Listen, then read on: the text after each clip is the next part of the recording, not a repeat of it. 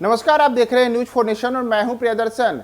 छपरा शराब कांड में पहली बार नीतीश सरकार ने बड़ा एक्शन लिया है और इस मामले में कुछ पुलिसकर्मियों के ऊपर कार्रवाई हुई है। जी हां, छपरा में जो जहरीली शराब पीने के बाद कई लोगों की मौत हुई है, 3 मौतों के बाद अब पुलिस महकमे पर गाज गिरी है। पुलिस महकमे के उन अधिकारियों के ऊपर गाज गिरी है जो उस स्थानीय थाना क्षेत्र में वहां पे पोस्टेड थे। अब उनके ऊपर पुलिस के जो कई अधिकारी हैं उनके ऊपर कार्रवाई शुरू हुई है और इसमें जो पहली कार्रवाई हुई है उसके तहत वहां के स्थानीय थानेदार और एक चौकीदार को तत्काल प्रभाव से निलंबित कर दिया गया है। साथ ही मरौरा के जो डीएसपी हैं, डीएसपी को भी वहां से तबादला करने की अनुशंसा की गई है। छपरा शराब कांड में बिहार पुलिस के उन अधिकारियों के ऊपर अब कार्रवाई शुरू हुई है जो स्थानीय स्तर पर वहां पोस्टेड थे और उन पर अवैध शराब के कारोबार को रोकने की जिम्मेदारी थी। इसी क्रम में मरौरा के डीएसपी योगेंद्र कुमार को वहां से तत्काल ट्रांसफर करने और उनके ऊपर विभागीय कार्रवाई करने की अनुशंसा की गई है।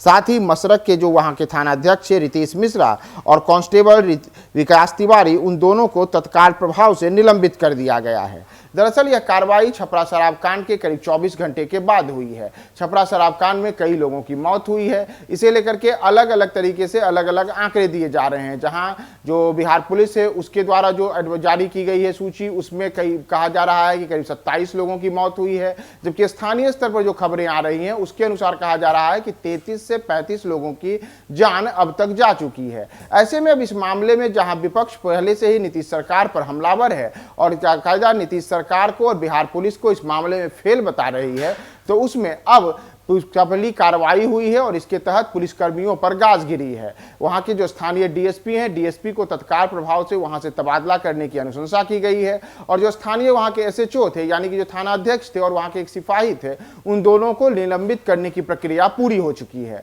ऐसे में जबकि विपक्ष के, मैंने पहले ही आपको बताया कि हमलावर है और नीतीश सरकार से बार बार उसकी शराबबंदी को फेल बताते हुए इसमें सरकार के लोग और साथ ही साथ जो प्रशासन और पुलिस के लोग हैं उनकी मिली भगत की बातें की जा रही हैं, तो उसी में विपक्ष का कहना है कि वहां के जो एसएसपी हैं, वहां के एसपी को भी ट्रांसफर किया जाना चाहिए, उनके ऊपर भी कार्रवाई होनी चाहिए। और इस मामले को तो संसद में जो वहां के स्थानीय सांसद सिग्रीवाल है, सिग्रीवाल ने इस मामले को उठाया भी है। साथ ही विपक्ष पहले से ही विधानसभा में इस मुद्दे को लेकर के हमलावर बना हुआ है। तो ऐसे में जब नीतीश सरकार पूरी चारों तरफ से घिरी हुई है और दबाव में अब किन पुलिसकर्मियों पर कार्रवाई की जाए, तो उसमें सबसे पहले जो कार्रवाई हुए वो वहां के स्थानीय थानाध्यक्ष के ऊपर कार्रवाई हुई है और उन्हें तत्काल प्रभाव से निलंबित कर दिया गया है। उनके साथ ही एक सिपाही को भी निलंबित किया गया है। इसके अतिरिक्त जो डीएसपी हैं, डीएसपी को वहां से ट्रांसफर करने की अनुशंसा की गई है।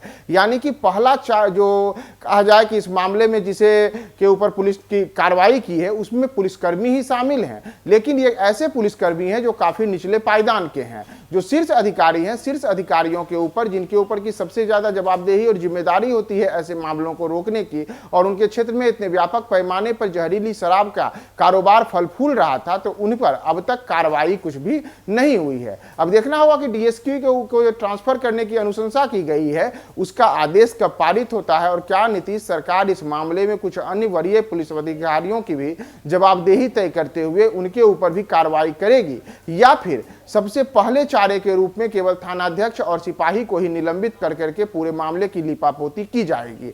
क्या होता है और किन लोगों को जिम्मेदार और जवाबदार ठहराते हुए इन मौतों के लिए किसके ऊपर गाज गिरती है, इस पूरे अपडेट्स को हम आपको बताएंगे। तब तक आप हमारे साथ बने रहें न्यूज 4 नेशन पे।